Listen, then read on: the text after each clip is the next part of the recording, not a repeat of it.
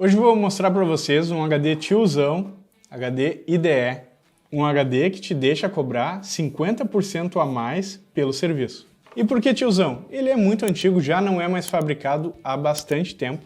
Inclusive, se você montar hoje um computador, a placa-mãe nem tem mais a entrada do cabo IDE. Mas ele entra muito, principalmente aqui na Data Recover, a nossa empresa recebe com frequência. E o porquê disso?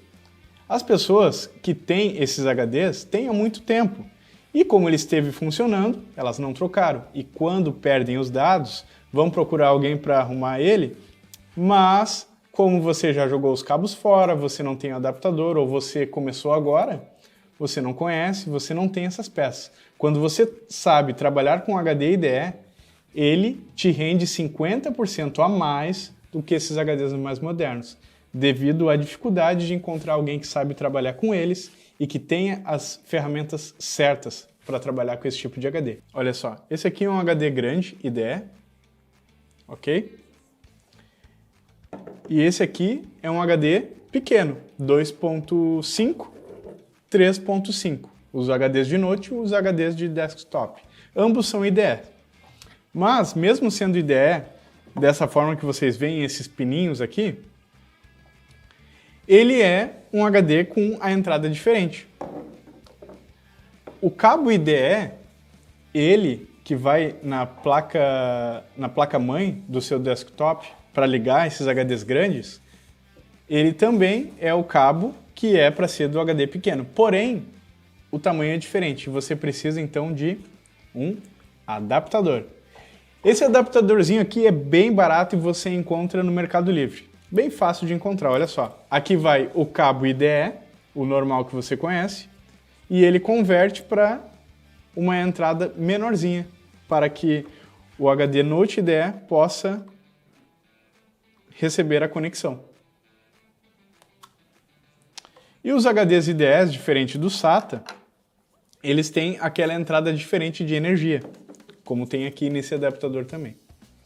Então vamos lá. O HD IDE, tanto o 3.5 quanto o 2.5, o pequeno e o grande, eles são IDEs, mas a entrada é relativamente diferente, como eu mostrei para vocês.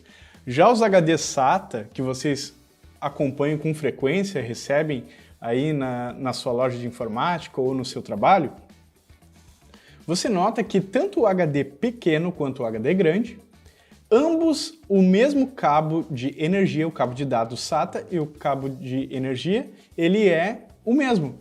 Então, vê que no HD IDE você precisa de um adaptador, o HD SATA não. Ele é antigo, mas pessoal, a gente ainda está recebendo. Vou te dar uma razão pelo qual nós ainda recebemos. Tem uma empresa que tem o seu negócio, funciona há 10 anos, e quando eles começaram, montaram o seu servidor com um HD IDE. Esse HD nunca deu problema. Chegou as atualizações, mas sabe aquele ditado, time que está ganhando não se mexe? Bom, a máquina está funcionando, eles vão deixando lá. E quando dá problema, chega para você, nossa, mas essa coisa é antiga, como é que o cara tem uma coisa antiga dessa? Bom, nunca deu problema, por que ele ia trocar? Muitos pensam assim. Então, como é importante você não jogar os seus cabos IDE fora, não jogar os adaptadores, e caso você não tenha, também não é muito difícil de conseguir. Mas não vou também fazer um vídeo para vocês dizendo que não se preocupe, toda hora vai ter na internet. Não. Se você tem, guarde, né? Não faça isso, você pode estar perdendo a oportunidade de ganhar dinheiro com aquele cliente que tem um HD IDE e tem dados importantes que ele precisa recuperar. Então nós vamos fazer um exemplo aqui bem simples. Eu vou conectar esse HD IDE Note. O grande é o cabo IDE normal que tem dentro da placa-mãe e a fonte também, o cabinho que vem direto da fonte. E esse cabinho, inclusive, você conhece porque se você monta um computador gamer, né, e vai colocar aqueles coolers para refrigerar o processador ou alguma ventoinha a mais, sempre você conecta esse tipo de cabo de energia que é o mesmo do IDE. Mas a ideia aqui hoje é mostrar para vocês a importância desse adaptadorzinho aqui para você conseguir manusear um HD IDE pequeno. Questão de valores, pessoal. Tanto o HD grande quanto o pequeno, que é IDE, os serviços de recuperação partem de R$ 900. Porém, HDs IDEs, nós estamos cobrando uma taxa extra e essa cobrança é de R$ 1.500 e pode ir mais acima. Por quê?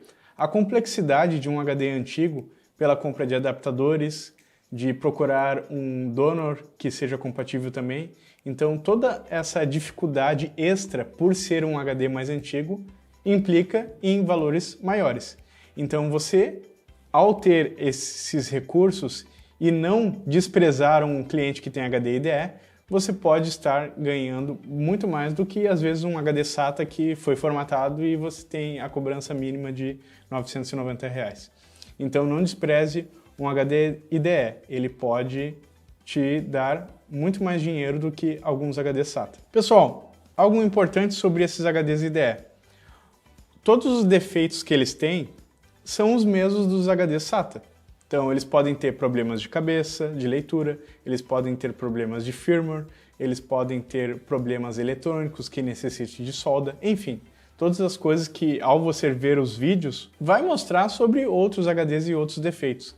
E os defeitos dos HDs SATA, todos eles, conforme eu disse, também é para o IDE. A diferença é a conexão. Então, é a grande importância de você ter esse adaptador. Além de ter os adaptadores e os cabos, tem algo que é o jumper. Então, quando tem uma CPU, um HD grande que vai dentro de um desktop, geralmente as pessoas colocam um jumper de slave ou master. O slave para que esse HD seja considerado o secundário e o master como o principal. Se a pessoa ela tem apenas um HD IDE na máquina, ela coloca como um master, porque se não colocar nenhum jumper, a máquina não vai reconhecer. E se ela tem dois HDs, um ela vai colocar master e o outro slave. Já nos HDs IDE Note, os 2.5, eles não têm um local para colocar jumper. Mas quando você coloca o adaptador, aí sim tem. Então vou mostrar aqui para vocês. Ok, pessoal, então aqui temos a nossa plaquinha. E nessa plaquinha tem aqui um mapinha, onde diz onde devemos colocar os jumpers. Então tem Seagate, Toshiba e Hitachi. Mas esse HD aqui, ele é um Samsung. Não tem aqui. Por isso nós procuramos outra plaquinha, mas não encontramos de jeito nenhum. O que tivemos que fazer? Procurar, já que não tinha já impresso na placa, procurar uma configuração correta e descobrimos que a Samsung, o jumper dela é o inverso da Seagate. Então, aqui era desse lado e aqui do outro lado. Então, é literalmente o inverso. Então, vamos fazer o jumper. Aqui, caso vocês não conheçam, isso aqui é um jumper. Mas, com certeza, quem já trabalhou com HD IDE sabe muito bem o que é. Então, ele vai fazer o jumper nesse bloquinho aqui.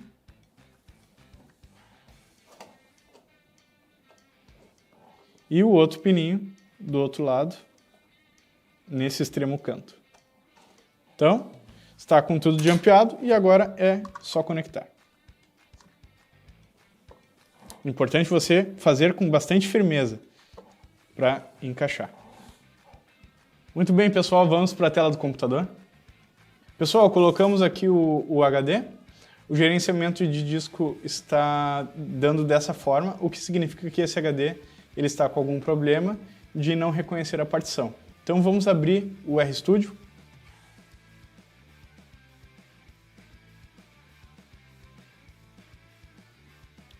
Olha ali, pessoal. Se a gente jogar um scan aqui nesse HDzinho IDE, vamos jogar um scan e vamos ver o que ele encontra. Vamos aguardar um pouco.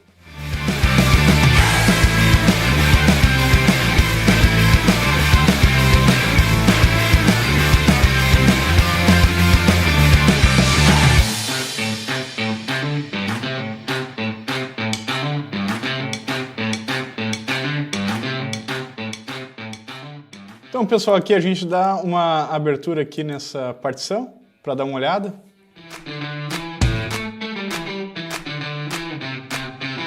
Olha só, pessoal, esse monte de pastas aqui, ó. Vocês podem ver que nós conseguimos o acesso ao HD IDE.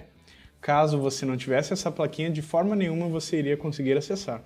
Então, como é importante você ter os adaptadores e os cabos corretos para que você não perca um cliente só porque ele tem um HD um pouco mais antigo, né?